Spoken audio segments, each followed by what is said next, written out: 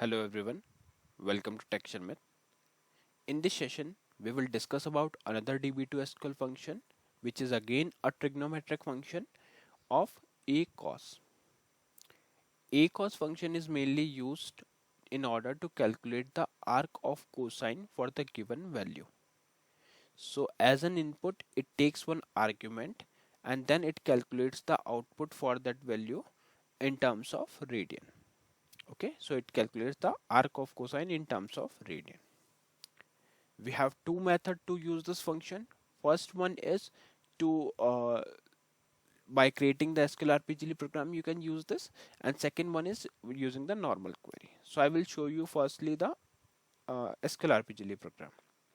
So here what I'm doing, I'm declaring one constant which is SQL state underscore valid with 5 times zeros, and this constant we will use to store to verify the output, verify the query.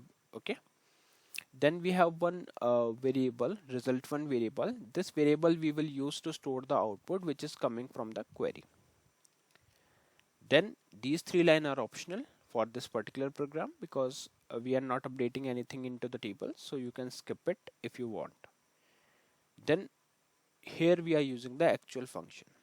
So to use the actual function you need to write exec SQL select ACOS of 1 into result1 variable.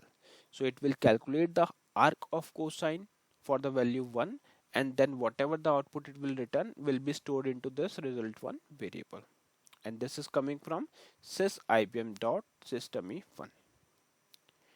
Just after the query execution we are verifying the query. So if SQL state equals to SQL state underscore valid, then display result1, else display the SQL state along with an error message, query ended with an error, and simply do end if inlar on.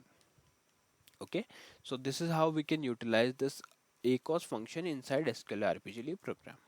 So let's quickly compile this program and call it. So you can see it is printing the value as 0.